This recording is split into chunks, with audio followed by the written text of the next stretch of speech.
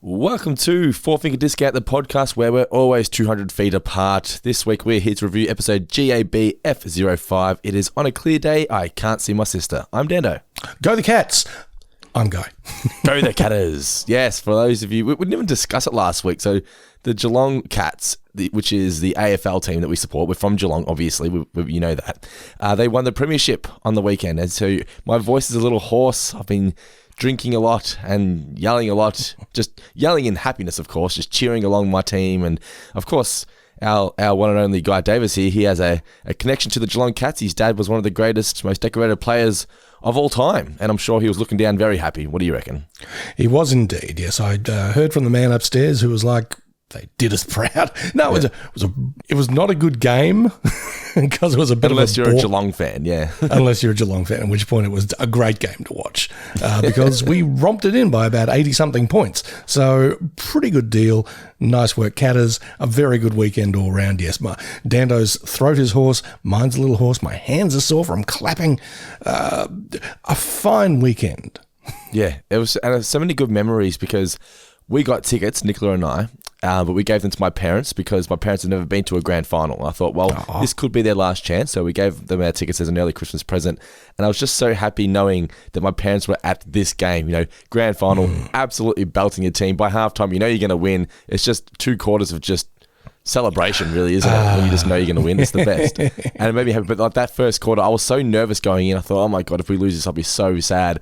And then we just come out and went bang, bang, bang, bang, bang, got all these goals. And I'm fucking dancing around the kitchen. And Nicola's, I scared Elliot. I was too loud. So Nicola had to take the kids to their friend's house. But so I ended up watching the game by myself at home, but I didn't care. I was just happy. I was just dancing around, screaming. It was a great weekend for all Geelong fans. But something that wasn't great this episode, on a clear day, I can't see my sister. What a horrible episode. I don't know about horrible, but just not a lot to it, was there? I mean, I watched it about an hour ago, and honestly, if I didn't have notes in front of me, I'd be like, so what happened in that one again? What was all that about? When I say horrible, I mean it was just so mean-spirited, so much of it, to the point where, so the whole purpose of the story is that Lisa gets a restraining order because Bart's being mean to her. And they just pick and choose these days when they want the characters to be arseholes or not for the sake of the story. That's fine.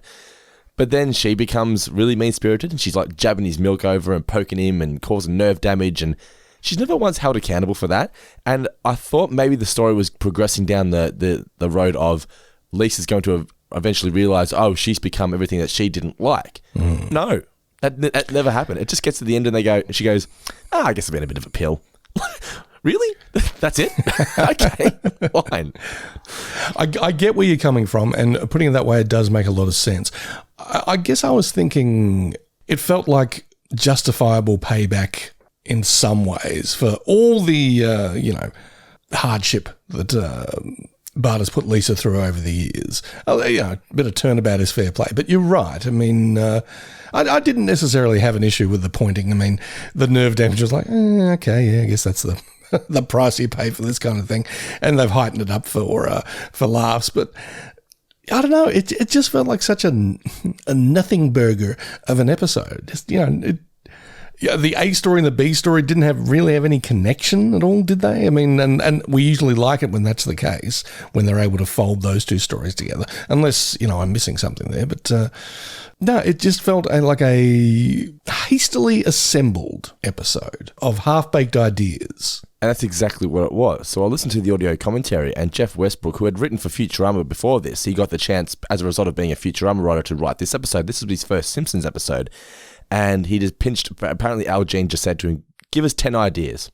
And Al Jean picked the 3 that he liked the most and they morphed them into one episode, which is exactly what you just said. They just grabbed 3 ideas and tried to make them all fit into 22 minutes. But it didn't fit. The only connection was that Homer got the discount on the cover for the prodding rod. That's all it was.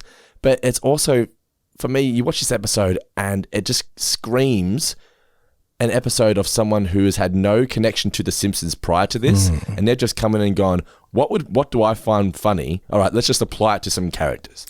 Yeah.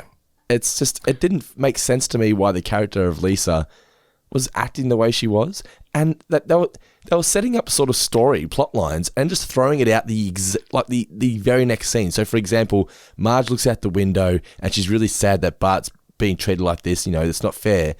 And then the exact next scene, Bart goes, but I'm sure they all miss me. And then Marge is dancing and playing an instrument. And I was like, you just had fucking Marge go to the family court to try and get this lifted. And in the next scene, she's singing and celebrating the fact that he's not in the house. I'm like, what is this? What it is poor storytelling. It was very bad storytelling. There was like 3 or 4 times in my notes here, I'm like, what the fuck is this? What is going on? And so Bart has to go to Willie's shack because he can't be, at this point, it was only 20 feet. It wasn't 200 feet yet, right? So he couldn't be within 20 feet of Lisa. What, the classrooms are smaller than 20 feet? Well, he couldn't go to the cafeteria. Where is he now? Is he not within 20 feet of her now? Why can't he go in Skinner's office? He's like, there's only one place on this schoolyard where you can be more than 20 feet. Well, are you not within 20 feet right now? You're in the fucking schoolyard. That's a really good way of putting it. I hadn't even thought of that. Oh my God. I was just like, what a mess. What a mess this episode was. I'm willing to suspend my disbelief, but when it's this lazy and just bad, I was like, I have to call it out. This was not good storytelling. I was not impressed at all. Not impressed. Yep. Shame on you. I was going to leave this until we got to new names, but fuck it, I'm going to say it right now. Even the title is bad. Yeah. It would arguably be the most forgettable episode of The Simpsons we have reviewed today. It's so stupid. It's slapdash. I haven't even gotten to the backyard yet. What, the fucking backyard's a forest now? What is this shit? What the fuck is this? What is going on? So Marge looks out the window and she needs binoculars to be able to see Bart because he's apparently 200 feet away. Where's the treehouse? Where's the back fence? Why is there a forest there? And then we cut to the inside the house, and outside the window we see the treehouse and the back fence. I'm like, you're killing me. You're killing me here. What is this? It was infuriating. I was so annoyed watching this. It was stupid. A stupid episode. I'm not happy. Listeners of this podcast, if and when Dando puts it up on YouTube, and I hope he does, because you need to see his face as he's doing this. He's getting very frustrated. It just annoys me that, granted it was his first episode, but they picked and choose their favourite stories that he brought to the table, Jeff Westbrook, and compiled this story. How do you, people, staff, writers who have worked on the show for so long, just have such little respect for the viewers to go, they won't care about this? It's like, no, we do care. I'm willing to throw continuity out the window, but when it's something to the level of the fucking backyard becomes a forest, I'm like, come on. And then, and it's not just for the sake of one sight gag, because if it's just for one sight gag, so be it. But for the story to work, Bart is no longer allowed to be within 200 feet of Lisa, so we're just going to make the backyard a forest so that we can continue. Stupid. So we can go back to the wild, yeah. Stupid. And then they got to the end and it was just like, I guess I've been a bit annoying. One more thing. All right. The whole Bart's never done 3 nice things for me. Are you fucking kidding me? He's done plenty of nice things for you. I could count several from this season. Stupid. Indeed. Look, to paraphrase the great movie Predator, what happened to you, Al Jean? You used to be someone I could trust. Listeners, let me know if I'm going too far, if I'm over-exaggerating. But honestly, those points I've brought up, surely, what do you think, Mr. Davis? That's stupid, right? It really is. I mean, look, this episode didn't sit well with me. I thought it was insubstantial. I just didn't think there was much to it. But the more you're pointing out, the more I'm like, yeah, this is just a mess. And not an entertaining mess even. I mean, it's sloppily put together. Pays no attention to continuity, as you said, has one of those shit endings where it's just like, we don't know how to wrap this up, so let's outro with some music. I saw that and went, God, it's the Ghostbusters ending all over again. Yeah. And just to really stick it in and break it off to poor old pal Guy here, Judge Harm comes back. I know, right? It's just like the trifecta of shit. But this is the thing, right? It's like quadrilla. They even acknowledge it in the commentary that the episode ran short, which is why they had the long intro, long couch gag, blah, blah, blah. If it ran short, then why the fuck did you not wrap up the fucking B story of Homer at Sprawl Mart? It didn't even get an ending. I know. That's the thing. It didn't even get an ending. But the episode ran short. Like, what? So you had time to add a fucking ending to that story. No, it doesn't matter. We'll just have them dance with fucking instruments in the backyard. When they set the Wicker Lisa on fire. Yeah. And I thought, okay, well, okay, so they've wrapped up that part. Back to the Sprawl Mart. No, that's it. It's over. That's it. What? So what the hell? So the ending to that story is that Homer is now going to be a Sprawl Mart employee and steal things? Or is now going to be, on the run from Johnny Law because he stole a bunch of flat screens? I'm not saying I'm right. I'm probably wrong. But this to me feels like Jeff Westbrook gave them 10 ideas. They picked their 3 favorites and he was too scared to say they're the worst ones. You could have picked any of the other 7. They're my 3 worst. And we haven't even got to the Mrs. K Skinner bit where it was like, are you setting up some sort of thread here where Skinner's going to try and win it back? No, you just end it. It's annoyed. I'm not happy. Well, guess what, Dana? We're still going to talk about it. We are still going to talk about it. Before then, Mr. Davis. Hey, my favorite. What were your favourite moments? Because I've got none. Okay. I found a few. Yeah, okay, hit me. What do you got? do what I usually do to you and make me like this episode in some way. Oh, my God. No. That's too difficult. Degree of difficulty, too much. I did like when Homer became the greeter at Sprawl Mart and was actually quite good at that. And, when people are coming in, he's like, yeah. And then the Bumblebee man come in, asks us about our senior discount. I like that. That's not a bad line. As we've said in the past, I think we like it when Homer's good at something. Mm-hmm. And, he showed an aptitude for being a greeter, which is just the worst job. Anytime you go to Kmart and there's that poor schlub who's standing at the front door. Yeah, it's always at Kmart. I mean, you don't know what to say to him. It's like, how's it going? Through the short store today, huh? I just try and avoid eye contact at all times. Pull my phone out. It's almost like when you're approaching one of those little booths where they want to try and sell you something. It's like, quickly pull your phone out, look like you're fucking...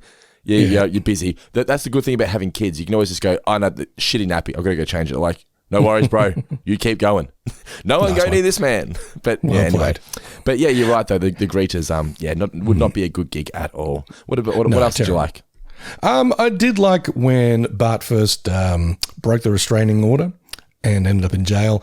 That wasn't necessarily funny, but, it was the rule of 3s again, where you got the 3 gags. The third one was good, where Lou was, that's for bringing me my coffee called. Yes, for a nice coffee. I want a nice coffee. Nice. It's stupid, but I got a good laugh out of that one. I thought it was actually pretty funny. But my favourite part of this episode was probably the guest star. And no, I'm not talking about Jane Kaczmarek as Judge Harm. Boo. I'm talking about noted loose cannon Gary Busey. I was surprised how loose he went on himself. Yeah, but I think they caught him at the phase between credible. Credible but eccentric character actor and absolute fucking nut job. So I was surprised how sort of loose he was. And taking the piss out of himself, and it didn't seem like, okay, Gary, we're dangling some keys in front of you, now say the lines. It wasn't like that. It was like, no. Oh, no, I know I'm Gary Busey. I know people think I'm insane. I'll steer into that, but it sounded like he was doing it of his own accord, and that sounds terrible. I'm sure that anything Gary Busey has done recently hasn't been like, here's a bag of pills, Gary, do what we say. Have you seen the Pet Judge show that's on YouTube?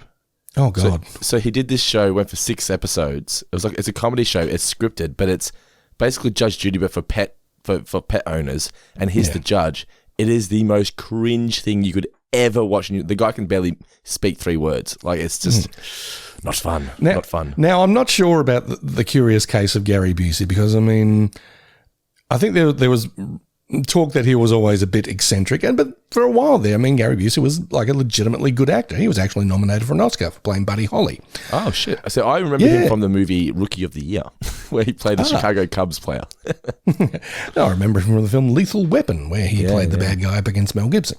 But somewhere along the line, apparently he had like a motorcycle accident, wasn't wearing a helmet. Wear a helmet, kids. Oh no. Had a bit of an acquired brain injury as a result, and that has affected his behaviour over time. But in this particular instance, I'm like, okay, Gary, you're a bit of a loose unit, but I like how you're playing it for laughs in this respect. So, I don't know, I thought that was actually pretty funny, and it was probably my favourite moment of this episode. Well, I know I said I had no favourites, but I did like the video. But the only sad thing was that this would be Troy McClure if Phil was still with us, 100%. But that's a really good point. I did like the way he put a videotape on in a videotape. And one thing I also liked about that segment was it's always good when Harry Shearer is narrating something because he's just got that lovely voice. And now it's time for, or whatever it is. Yeah, he's just like the perfect radio announcer, isn't he? Really is. Yeah. I also didn't mind the signs at the front of Sprawlmart. They kept changing. So they originally had a parody of Walmart, and the legals were like, you can't say that. So it was not a parody of Walmart. Then it was, I think it was Don't Watch 60 Minutes Tonight was the second one. And then it was, if you worked here, you'd be poor by now. So I liked that. I was like, so you can be funny. Be more funny. Stupid episode. Be more funny. Next question. You there, eating the paste. All right, it is time for some trivia, but before then, we've got to read out some Patreon shout-outs, including our $20 patrons, starting with Hank Scorpio, Jared Howard, Christopher Trent Darby, Andrew Zer, Jordan Moleman Ritchie, Steamed Ham Champion Dylan Haggett, Kevin Dental Plan Flood, Jonathan Rossi, Zach Pruitt, Timothy Burleson, Joel Yolande, Katie G, Daniel Kotnick, Shannon Hofer, Reese Roberts, George McMenemy, Sean Devey, Stephen Roberts, Tom Pickering, Bella Winterbank, Mark Boston Burgess, Declan Phoenix, Groundskeeper Noah, could get my breath back, so many, Lewis Kavanagh, Jack McFadden, Heath Appleby, Preston Murray, and Adric McLeod. Thank you so much, guys, for your ongoing support. Also, shout outs to the newest members of the Four Finger Discount family, Tyson Neville Heese, Fee Massey, Derek O'Cathane, Alonzo Evening, and Dan Stiksinski. Man, some difficult names in that bunch there, but we also need to make sure we mention our man Elliot J. O'Neill from the Simpsons Index podcast, who is still a $100 patron. Thank you so much, buddy, for your support, and we're going to be on that podcast in the next month, so make sure you subscribe to them, and we will be on there in the coming weeks. All right, Mr. Davis, hit me with your first trivia question. I shall. I don't have that many. I've got 3. I think I've got 4. And this is a really obvious one because I thought, this will get him, but then it was actually revealed a bit later. But what is the park ranger's name? Johnson. That was going to be one of mine as well. For the exact same reason, I went, she says it. Yeah, it's like, there it is on his pocket. But I bet Dan won't see that. She said it. Yeah. All right. What's your first one? My first one is, Uta feels like he's in what? He feels like he's in Fitzcarraldo. Yes, correct. Good film or bad film? Because Nelson says terrible. No, wrong, Nelson. Fitzcarraldo is not flawed. It's a film by the great Werner Herzog. Oh, you love him, don't you? I do like Werner Herzog. He wants. What he doesn't? Does he call it the child, or what does he call Baby Yoda? I would like to see the baby. The baby. I'm doing a bad Werner Herzog. If I could do a good Werner Herzog, I'd be very happy. I thought he called it the asset. Or maybe he did. He didn't call it the because he didn't know what it was. He called it something else. Maybe it was asset. Oh yeah, because someone re-memed it. So it says I would like to see the baby. Oh, okay. And anytime, it's like, and then I think they fashioned it so it was like, anytime someone's cat appears during a Zoom meeting and they put a picture of Werner Herzog saying, I would like to see the baby. All right, what's your next question?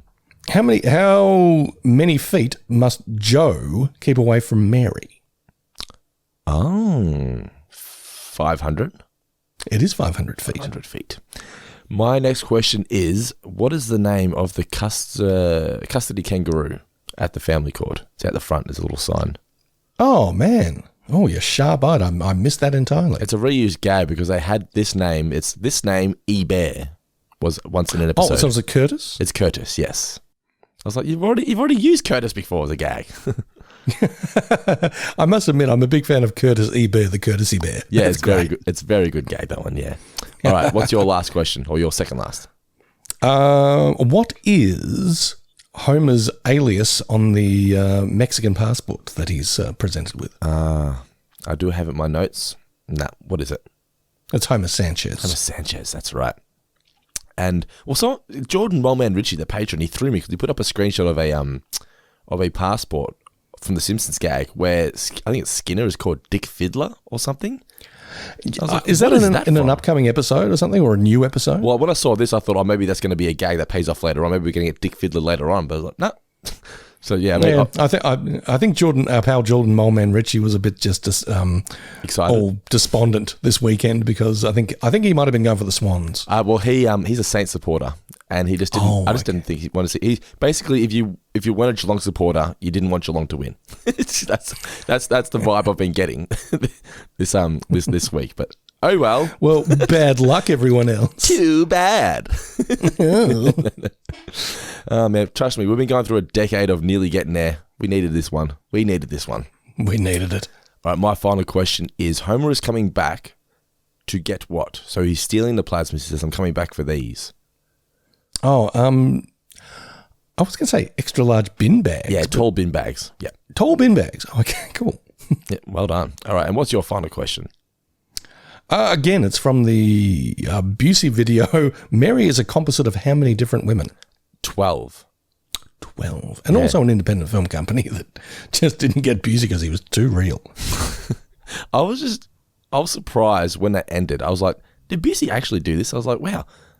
Like, it just felt like he really took the mickey out of himself and he just didn't seem to care. I was like, okay.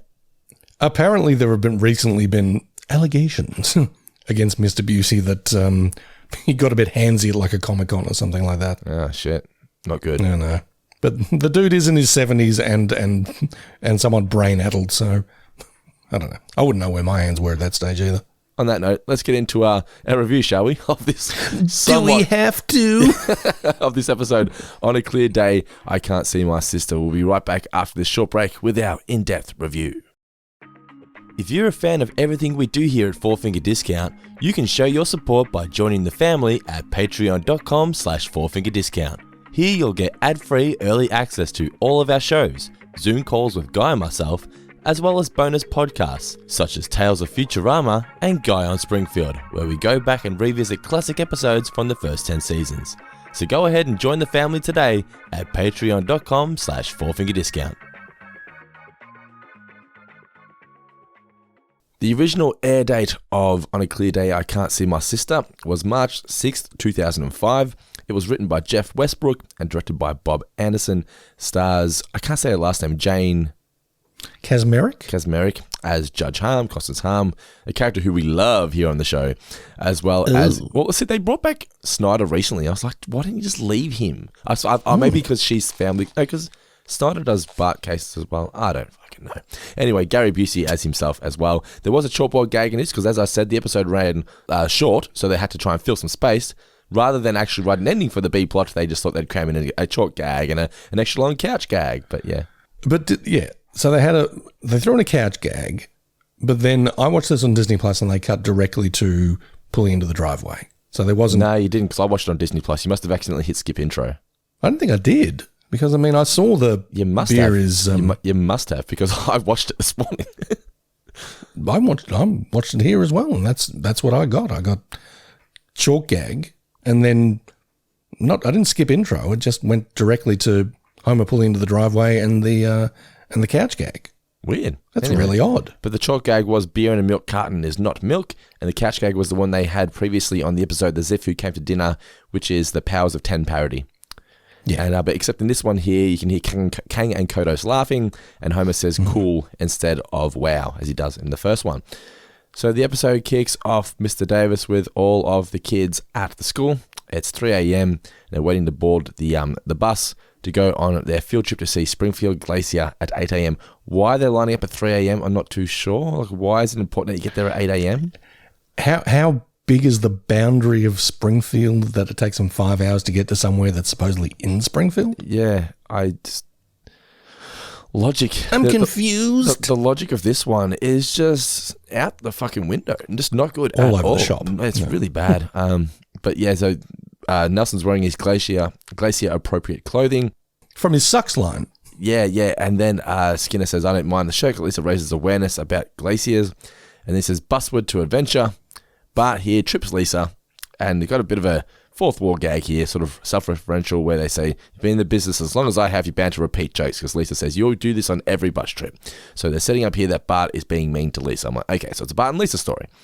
But the bus is now driving, and they drive past. There's two signs up ahead. One says Springfield Glacier Outlet Mall, and the other one just says Springfield Glacier. They, of course, take this Springfield Glacier way, and the kids are all sad. Then we get Skinner, and he cracks onto Mrs. K, but she shuts him down straight away. And I don't know. It just feels odd that particularly because we recently reviewed the episode Grade School Confidential, where the way they connected was so beautiful. It's so sad to see where that story ended. Yeah. You've got the opportunity when you've had two characters who've connected like that and clearly had a connection. You know, life being the way it is, sometimes you grow apart or you know, things fall apart or whatever. Yeah. But I don't see any reason, even if you are going to throw continuity out of the window in a lot of cases, that you can't sort of have their post-relationship bickering have echoes of their relationship. Yeah. You know, I mean, this just felt like Edna was shutting down a guy who had been a pest to her in the past. Yeah, and it's like, no, these guys were like genuinely in love. They had such a connection. It's a real shame. Yeah, it's really somewhat depressing. But yeah, but Otto almost loses control. He's driving around because it's obviously icy on the road. One thing though, I did notice that Seymour called himself the Skin Man. I thought I might start calling Brendan the Damned Man, like the Sandman, except the Damned Man. Enter Damned Man. Enter Damned Man. But Otto here, because it's icy on the road, he's almost losing control of the bus, and Skinner doesn't seem to care until the wavers fly out the window. Then he's making sure that they slam the brakes on, make the kids use the chains to pull the bus all the way to the glacier. They arrive there, and we get the reveal where he's holding up the booklet or the map or whatever, where you think they'll get the glacier, pulls it down, and it's just a melted pile of swoosh, really. And we get the weekly global warming reference that we seem to be getting a lot lately. Lisa, by this point, as we've said before, she's just not an 8-year-old anymore, is she? It feels so. When you think of the premise of this whole episode, it's so stupid that an 8-year-old is getting a restraining order against her 10-year-old brother. Like, that's where the show's gotten to now. She's the mouthpiece for any progressive issue that the writers' room feels strongly about that week. Yeah. Having said that, I don't know, if you wanted to give this episode a little more meaning or backstory or understanding or whatever, I mean, you could fold in Lisa's frustration about the melted glacier, about global warming, about the fact that no one's paying attention to a very, very serious issue, and she's sort of acting that out in her frustration with Bart. I don't know. I mean, I'm not a writer. Well, I actually am, but I'm not a writer for this show. And I think you could find a way to fold that in to dovetail those kind of things. And I don't know, just give the episode something. But yeah, I mean, everything just feels unconnected. It feels like a bunch of things sort of thrown at the wall. And if some of them stick together and it's like, well, those two things are roughly the same color or roughly the same shape, then, whew, okay, we did our job this week, guys. But no, it just feels like a bunch of random things. I thought the third thing Bart was going to do, if this made any sense, was something to do with helping Lisa with the Springfield Glacier. I was like, well, at least they're going to tie it back to that. I was like, oh, no, they're not. He's going to build something made out of straw. Or even fib that, the Wicker Lisa that I made is like going to be a statue, a pro-environment statue or something like that. Something to tie into the first, And I was like, it's just, I don't know. Even if it sucks, it's like, try. Just try. You're holding up the Bart cake. At least you tried. Yeah, just try. Give me something to cling on to here. What happened to the glacier? It's nearly melted. This must be due to global warming. Young lady, the federal government's position on global warming is that it does not exist. This glacier's doing just fine. No, it isn't. It's a lump of slush. Look at it. I have a little girl just like you at home. That's where she stays. At home. So we're now at Sprawl Mart. And as we said, it's not a parody of Walmart. And Grandpa is the greeter here. And I like that Grandpa was doing something useful. And he was enjoying himself. But then they just throw that out the window because it's fun to make fun of Grandpa. He crashes the trolley into the gnomes. Homer confuses one of the gnomes for Grandpa. I didn't mind where's your base? Dad, where's your base? Yeah, I thought it was quite funny. But then he gets Homer to greet the customers because the customers need to be greeted because, as we said, they're throwing change on the floor and walking into walls and stuff. Walking into the door, yeah. We're now at the merch store for the Springfield Glacier. Milhouse is very excited to get a postcard for his grandma, which has the especially one with glacier facts. Glacier facts, yeah. And Skinner is going to exchange the beach towel he got from Sequoia, I think, National Park. Sequoia National Park. Because why, Mr. Davis? Because of implied tumescence. Yes. Yes, he got wood at Sequoia National Park. Bart has then scratched Lisa's smells into the wall on like the Ice Age caveman exhibit. And Kenny does Kearney, what's the tracing, what's it called? Rubbing. The rubbing, yeah. So to get a copy of it himself, but Lisa's very upset that Bart would do this to her. Homer is then greeting customers at Sprawl Mart. He's doing a really good job. I like the rabbi. Jesus loves you. Just kidding. Yeah, just kidding. And he again gets promoted because he's doing such a good job. I'm only got here though. So the guy walks up to him and says, "Wow, great work, son." And I'm like, this guy looks younger than Homer. Like, who is this guy? Maybe if you're in a managerial position, you start to get a little condescending. Yeah, believe me, they do. And Homer is promoted, as we said. I like that he was very excited at the fact that there's no room to grow. No pressure. Mrs. K is then proving to Skinner that she doesn't like him anymore by making out with Rachel Johnson, even though he's married. Well, he's married to the Glacier, but it's an open marriage, as he points out. It's an open. Then we get the cringe moment, one of the cringiest moments of the season. Skinner making out with an ice mummy. I'm like, what's happened here? And that's the end of that little subplot. It's like, that's it. Yeah. What does he say at the end of just while play he's making along? out? Just play along. Yeah. I was just like, that's what that built to. That you thought it was so important that we have these two bicker so we can get that payoff. At least have Mrs. K get a restraining order or something. Make it tie in somehow. Give it a reason. Yeah. Maybe Mrs. K gets the restraining order against Skinner or something. God forbid. I wouldn't want that, but she does that. No. And that's where Lisa gets the idea for the restraining order against Bart. Oh, well played. Good one. Rather than just go, I'm getting a restraining order. You'll learn. I was like, ugh. I've never seen you this frustrated. Oh, honestly, this one made me more annoyed. Except when I'm trying to set up my sound system. Oh. Glaciers are nature's alarm clock, and it's time for us to wake up. Can there be any doubt that the culprit is greenhouse gas produced by man? The only gas is coming from Lisa's butt. People, please, I'm talking about toxic vapors. Emanations. Miasmas. Hey, whoever's doing that, get off the frequency. We're combing the woods. There's a killer loose out here. I let him do it, Chief. It lightens the mood. Oh, my God! That used to be a face! I thought we were going to get some sort of a Predator reference here, but we didn't. Oh, that would have been good. Yeah. There used to be a face. You're skinned alive. Yeah. Bart then throws sludge at Lisa, and she, for some reason, sinks in the lake. What was that going for? She can't swim, I don't know. apparently? Yeah. Like, the lake's not even deep, so why was she sinking? Like, she was literally sitting down in just a few moments, and she was fine. I don't understand why she sank. It's almost like they've made this episode so, you can look back on it, years later and go, have fun, kids. Point out all the mistakes in this episode. I think it's because they really wanted to get into the joke of walking on the glacier, because she says, I'm sinking in the lake, and he follows it up with, you're walking on the glacier. Not even a gag. Not even a good one. She ends up just sitting up in the water. She's got a frog on her head, and Bart says there's a frog with a nerd on its butt. And Lisa warns that he's gone too far this time, and he doesn't even care. So she says, you'll find out what's going to happen next. Cue to the next day where he wakes up, and Wiggum informs him for some reason by standing in his bedroom that he has a restraining order, and he must stay with further at least 20 feet away from his sister. And Bart says, I don't obey the rules, blah, blah, blah. Cut to him in a cell. As he said, that cutaway was quite funny. But this just was so far-fetched. And after listening to the commentary, it made so much more sense where it was just like they just cherry-picked 3 ideas and just slapped them all together.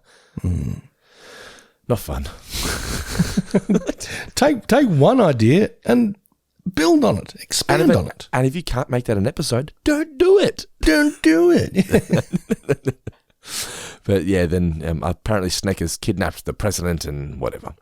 Yeah, and Lou fucked up on the coffee. Lisa says that the clerk also gave her a bench warrant for Homer's arrest. Wiggum then shows the tape of how to make sure that the kids follow the rules of the restraining order.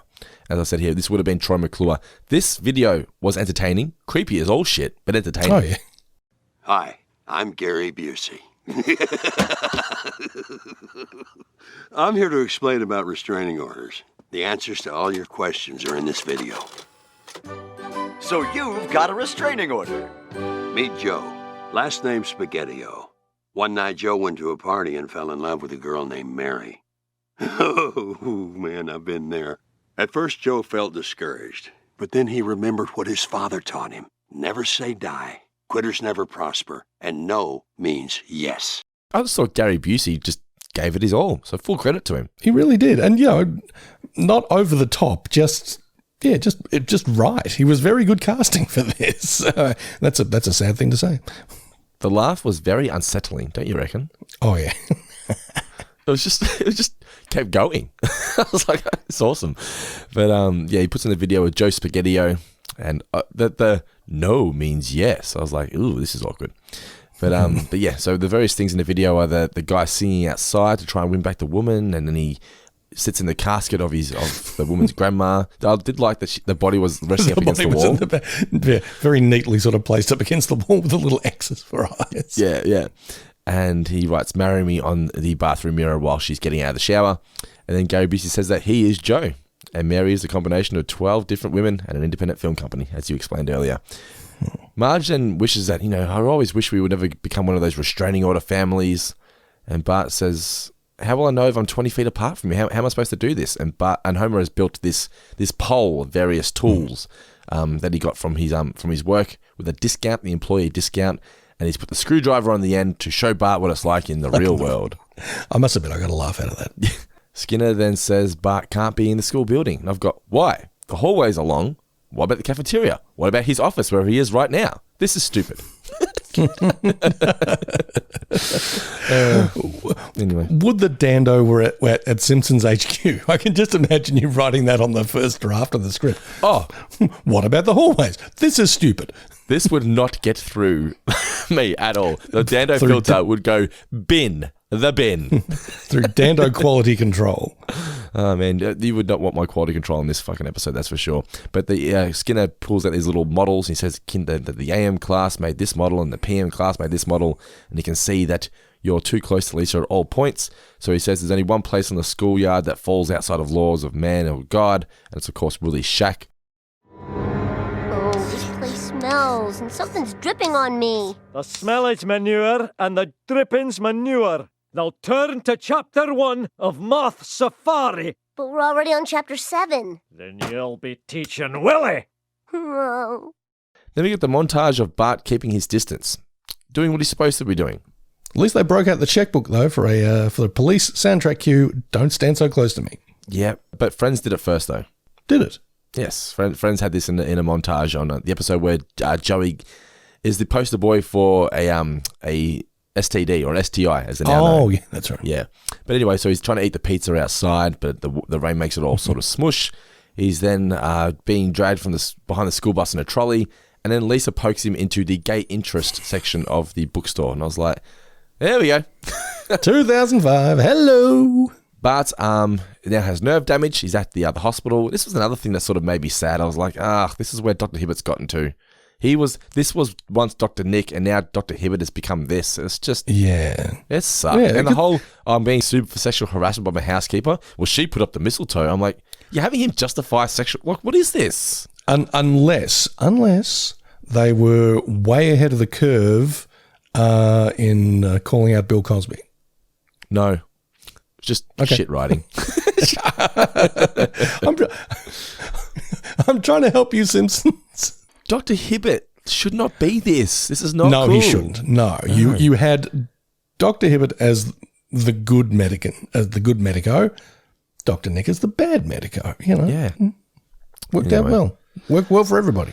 Lisa is now having lunch with Homer at Sprawl Mart, and they're bragging about how much they love not having Bart around and making fun of Bart and everything. And Lisa says she's very happy. And Homer is then offered the executive greeter role to do more work but no pay. And he says, I'm not doing that. So they threaten to ship him to Mexico with a fake passport as Homer Sanchez. $1 mío. Yeah, I'm not sure how that would work, but okay, that's what they're saying. I guess, yeah. Here's the thing. I mean, there's a whole lot of stuff that's being implied. Yeah, and there's no resolutions to anything. Yeah, you could be like, so Sprawl Mart, aka Walmart, is powerful enough to, break the laws of man and God to, just to get what it wants. So it's like, oh yeah, you think you're better than us, do you? Well, we've got the immigration service on our side, and we'll get you booted, even if you are American citizens. Again, that's the long way around, but you could find a way to say that in a humorous fashion, but not in this case. Bart is sad because he can't relax. He's always getting poked. And Lisa pokes him in the eye, she pokes him in the arm, and she knocks over his drink of milk. And I'm like, what the fuck is this? Why is Lisa? Lisa's now the bad guy here. This better get resolved. And it doesn't. They needed at the very start of the episode, and I know I think they thought they did it by Bart tripping Lisa, Bart doing the ugly graffiti of her, and then, making the fart noises and pushing her into the thing. None of it felt bad enough to justify this. No, that's fucking like. So he made her have fake fart sounds, so she gets a restraining order. Yeah, now that either needed to happen, and you needed what's his name from the environmental dream boy, voiced by Pacey, all those episodes ago. Remember? Oh, the Jesse. Yeah, Jesse. Yeah. You needed a character like that. Like she's trying to impress with no, we've got to fight for the glacier. Like my hot boyfriend here. And then Bart embarrasses her in front of the cute boy. That's why she's pissed off. Marge is very sad seeing how Lisa is treating Bart. And I'm like, well, first of all, you can actually step in and say something. Talk to your daughter. Yeah. So we cuts to the family court and Marge is pleading to have this order lifted. Please lift this restraining order, Judge Harm. It's poking our family apart. Bart, do you have anything to say? My sister has no sense of humor. I'm sure you understand. It's why you became a judge instead of finding a husband. I have a husband. What is he, blind and deaf? From now on, the restraining order is set at 200 feet. That's 61 meters. Oh, sacre bleu. Bart is in a tent in the backyard, and as Homer says, this is the only point on the property where you and Lisa can be together on the property at the same time and still be 200 yards apart. And I was like, what? What are you talking about? How this backyard is 61 meters? What the fuck is going on here? Bart is very scared, but Homer's bailed on him. I did like the visual of the door slamming and Homer behind it. Was that a takeoff of anything? Was that an homage to something from a film, or was it just classic horror? I think just general spookiness, horror movie scariness. Yeah, it was quite good. And then Bart says, I bet they miss me. Cue to them all dancing and playing the instrument. What song were they playing? It's Tijuana Taxi. It's so merry. Oh, it's a great song. And as they're all merry in this, but I've got here in capitals, Marge literally just asked for this to be lifted in family court. Why is she doing this? You went from that scene to this. Well, yeah. That was literally the last scene of the episode. I don't get it. The last act starts. Bart wakes up in a forest, apparently, because they didn't show the forest in the last scene. It was just he was in a tent in the backyard. Wakes up in a forest. I was like, oh, so he's going camping? Oh, wait, he's still in what? He's still on the what? He's still on their property? There's no back fence. There's just a forest behind them. Marge says, she yells out, Lisa's gone to Janie's house so he can come inside to go to the toilet. And he says, the world is my toilet now, and drops his pants and does a wee outside. Yeah. Do you want to take over? Because I feel like I'm wearing everybody out with my disdain for this. I don't think my notes are as extensive as yours. So. Well, the next scene is the workers are all locked inside Sprawl Mart because they're going to be locked in overnight to do the overnight shift. And Homer's like, we're not doing this. And he swallows, I want to say, is it the bathroom key that he swallows? Yeah, the manager swallows the bathroom key just because he's a prick. Yeah. I guess. I was like, why? What? Why would you do that? Otherwise, people are going to, piss and shit on the floor. Yeah. But then I suppose they'll have to clean it up. But there's not a lot of thought that's gone into any plot or a story of this episode, so I guess that's the case. And the compliance chip. What the fuck is this business? Why is it introduced so late and resolved so quickly? Why does Sprawl Mart have a company physical? But I did appreciate that the Sprawl Mart staff did indeed stick it to the man. I mean, you think it's going to be like, no, we're all slaves of Sprawl Mart and we love our corporate overlords. But no, they like to stick around late because they can just steal the place, they can rob the place blind. So that's the payoff, is it, for this entire story, that they steal shit? You would hope not, but you would think, how about a little bit more? How about we just How about we resolve that? Or even the stinger of the episode is Clancy showing up and is like, hey, there's an unresolved matter of all those flat screen TVs. What? And runs off. Homer sort of runs towards the camera going, ah, the end. I hate that we didn't even see Homer quit the job. It was just, like, at least last week, they're like, well, at least that's the end of Dad's, what was he, minister. That's the end of Dad being a minister. Why? Whatever. At least they acknowledge it. Here it's just, he steals some flat screen TVs, but everyone steals shit from Walmart, so is he still working there? We'll never know. We will never know, no. We'll never, ever know. We get the Four Seasons playing. Great music. I love this music. And Bart is joined by a pack of wolves. Well, he's joined a pack of wolves. He's now like a wolf. Yeah, he's like raised by wolves or being raised by wolves. And whatever. Okay. Yeah, which it's apropos. I mean, it's not. It's related, I guess, but it sort of comes out of nowhere and doesn't really add anything to anything. It's not funny. No, it might work as like a stupid short film or something, but this is whatever. It pans out to Marge watching from the kitchen window, and I've just got here. There's no treehouse there. Where's the tree? Where's the back fence? Why is there a forest there now? Someone explain this to me. This is a different Evergreen Terrace. How do they just not think that? I know they would have gone. People are going to acknowledge this and be annoyed by this, but they should. I think their mentality is probably, well, it's just a cartoon. They need to get over it. No, just giggle and give in. No. You're right. This is like, I'm willing to do that for some continuity, but this is just stupid.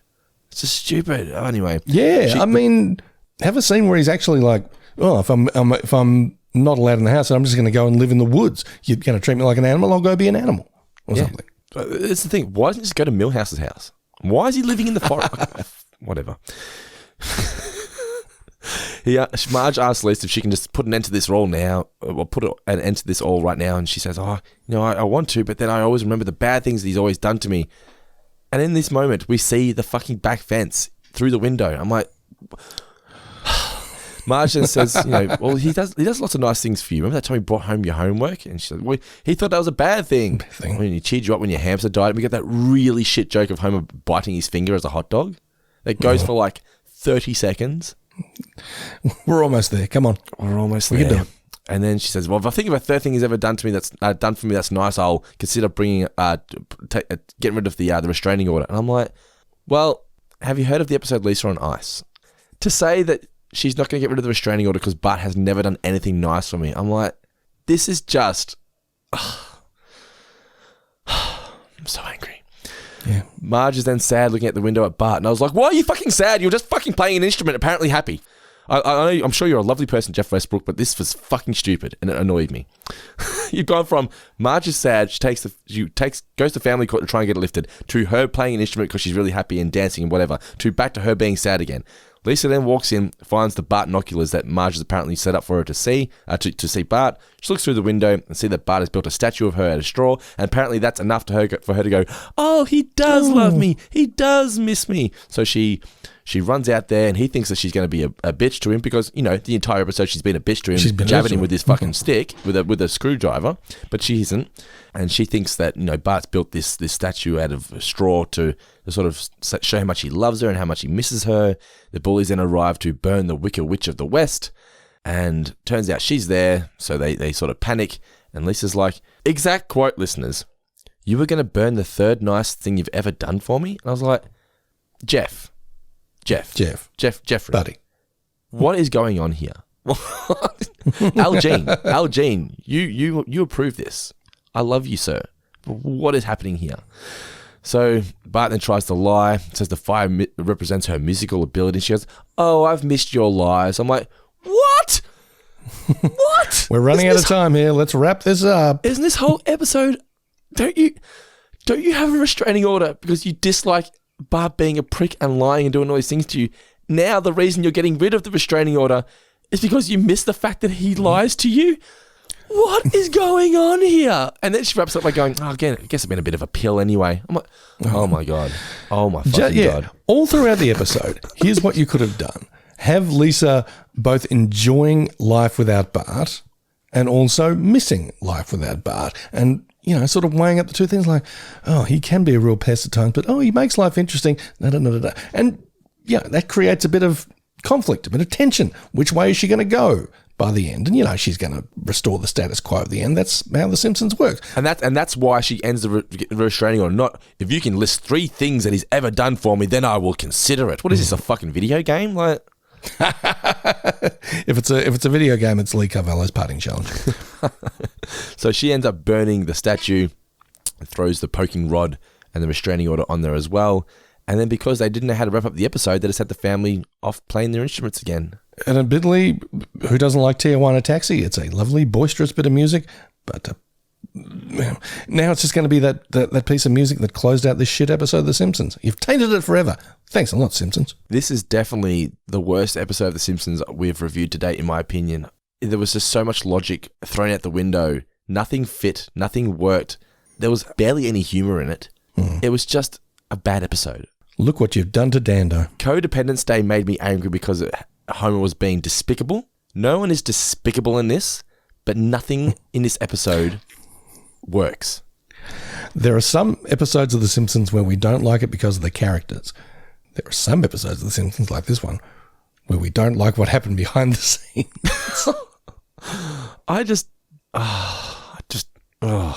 Makes me you made it. I did make it. And I apologize, listeners, for going off on this, nearly hour-long rant about this episode. But I feel that when they do this, we can't just turn blind faith and go, oh no, let's just focus on the positives. No, when it's this stupid, it has to be acknowledged.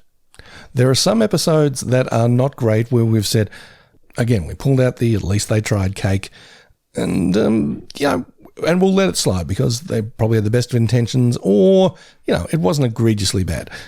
Yeah, this one, no, you've got to be called out. It was an absolute farce, a complete farce. And I know we're at this point in The Simpsons now where we're at episodes where people probably have never seen them or don't remember them. So there's a lot of listeners out there who listen to this show to go, am I going to go back and rewatch this one? Don't rewatch this one. Don't do it. Just don't. Just listen to this episode. What did we learn, Palmer?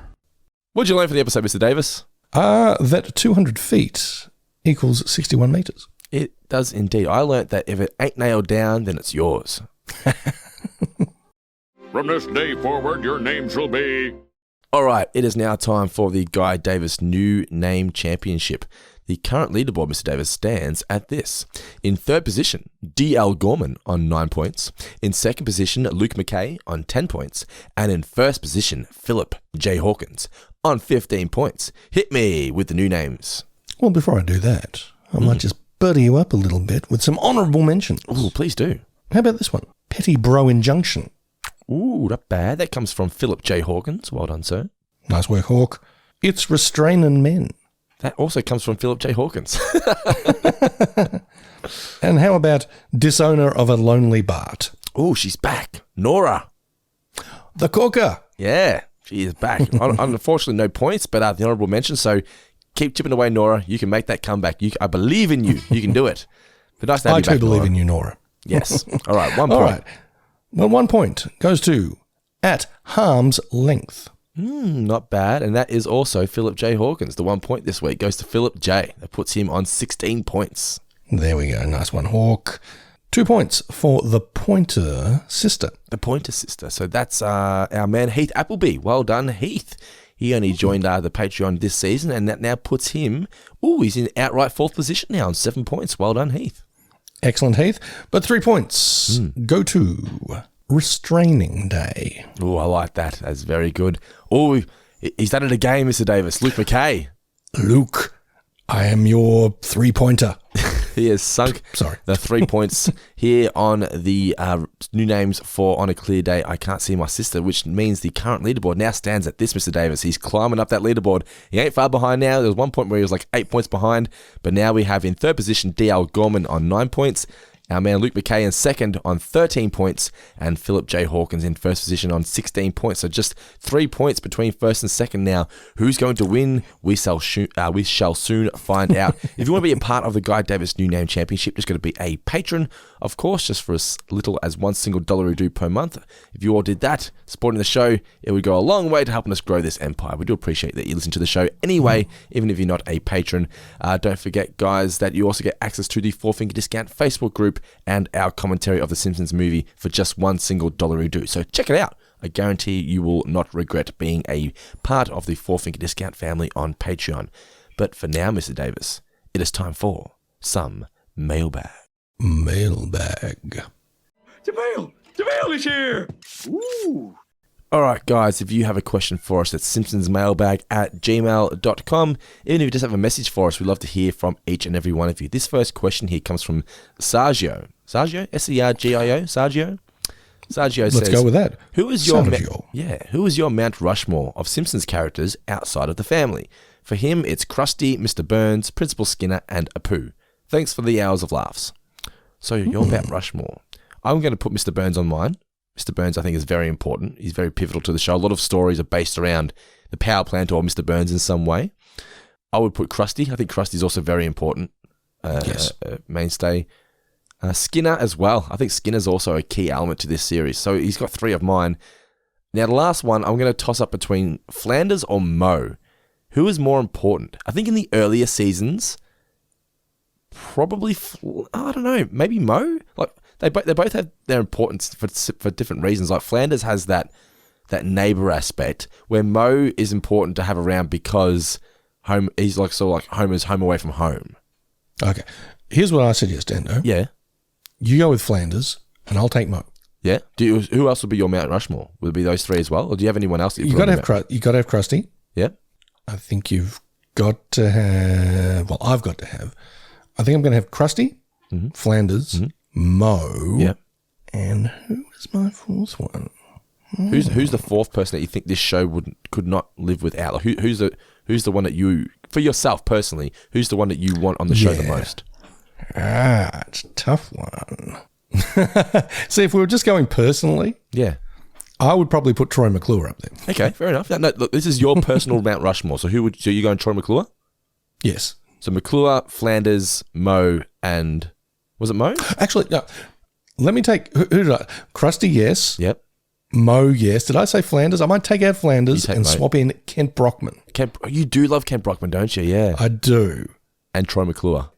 Yeah. Well, if I'm going personal, because that was sort of like what I think would be the actual overall Mount Rushmore. If I'm going my personal one, I'm going to say Mr. Burns. I'm going to say... If I could try and room for a 5th, I'd put in Nelson as well. Yeah, you think Nelson's you like him a lot? Yeah. Yeah. I mean, he rarely disappoints. He does, yeah, and he is important. You need that bully. He's been around since the start, hasn't he? Yeah. I'm probably just going to stick with the 4 that I've got, actually. Yeah, they're all pretty important. All right, thanks for the question, Sergio. Good question. This next one here is from Caitlin Fennell. She says, "Hi, Guy and Dando. My name's Caitlin, and your podcast has ruined my life." What? We aim to please. She's just turned 31 years old. Happy birthday, Caitlin. She says, "Seriously, though, thanks for keeping my commute to and from my job an entertaining one. It's my Friday morning ritual to refresh my podcast feed and listen to your lovely accents. I manage a gym in Salt Lake City, so if you're ever in the area and want to have some Guym time, you know who to call. Cheers, Caitlin." Thank you, Caitlin. Yeah, thank you for the message, Caitlin. We do love to hear from you guys. So, as we said, there's no question there, but Caitlin, thanks for the message, and I'm glad you're enjoying the show. Thank you for writing in. Simpsons Mailbag @gmail.com if you guys do have a message for us. I think the patrons have a couple of questions for us too, Mr. Davis, so we'll go check that out now. All right, so first question here. Mark Boston Burgess wants to know, what is your favourite Gary Busey movie? Or he says, what's the best one? So what's the best one and what's your favourite? Oh, that's a very good question. And dare I say The Ginger Dead Man? No. He was in a movie called The Ginger Dead Man about a killer gingerbread man. That sounds amazing. It sounds like something Nicolas Cage would do these days. Yeah. One that I like is a movie called Silver Bullet. Okay. From the mid-'80s. It's based on a Stephen King short novel called Cycle of the Werewolf. in which a werewolf haunts or runs riot in a small American town, and this little boy in a wheelchair is the only one who sort of knows, hey, I think that guy's the werewolf, and tries to take it on. And Busey plays the kid's lovable but boozy uncle. And I just remember one review said, Gary Busey looking more hairy and snarly than the werewolf himself. So, yeah, I like that one a lot. Last one here, Andrew JP. What's your favourite Sprawl Mart style mega supermarket / shopping centre, either local or overseas? I loved when we went to America. I think it was called like Whole Foods or something like that. And basically you can just like make your own roast dinner. Like it was like self-serve. I was like, this is like the greatest thing. And apparently this used to happen in Australia. They used to have like self-serve hot meals. Was that true? I'm trying to recall. I'm not. Apparently Coles used to have like some sort of self-serve section or something. Well, that sounds pretty neat. Yeah. I don't recall ever seeing that in any Coles that I was in, but maybe that was at the stage where, I was like, I'm going to go to the candy aisle, Mum. Let me know when you're done. Guy, why are you talking like that at age 7? But I just remember walking through that Whole Foods place. I think it was called Whole Foods. It was in Orlando. Not actually in Orlando, but near the theme parks. I remember we were there late at night. We were I was trying to get stuff for risotto because I really desperately wanted Nicholas risotto. I was just like craving it. We've been in America for like 5 weeks and I hadn't eaten it. But I remember just walking through and it's just people making like a hot roast meal with roast veggies and gravy and shit. Just put it on a plate and taking it to the front. And I was like, this is incredible. This is fucking incredible. Yeah. I don't know how sprawling it is, but I do remember one of the last times I was in America just dropping into like a Ralph's supermarket. I didn't do that. What is Ralph's? What's the comparison? Oh, it's just a supermarket. It's like a Coles or a Woolies. Yeah. But it had, all American items. I mean, there's that convenience store in the center of Geelong that's got like all the candies, American cereal and shit like that. And this just had shelves of it. This I was going to say one of my favorite moments of going through a supermarket in America was the cereal aisle. I was like, it's the guy. It's the guy from the box. It's Count Chocula. Yeah. I thought he was a myth. I was like, I want to selfie with this guy. So that was a highlight. I don't know what it says about me that a highlight was the cereal aisle, but no, I think that you go down the aisle, it's like, wow, they actually sell Dr. Pepper, in the soft drink aisle as opposed to the specialty aisle. Yeah. So that I did get a lot of joy out of seeing the American foods just in America. Yeah, it's like, wow, you guys can eat this all the time. So like when people come to Australia, they see a kangaroo, they freak out. We freaked out when we saw Dr. Pepper on the normal shelf. I haven't been to the Costco in Melbourne, and one of these days I really want to. Is that just you have to buy in bulk, or is it just giant versions of things? So is it like a giant bottle of maple syrup, or is it just a big box of maple syrup? Dando, that is what I intend to learn when I go to Costco. Okay. Yeah. Let me know how you go. I will, if I ever make it back. All right. Your version of IKEA is Costco. My version of IKEA is IKEA.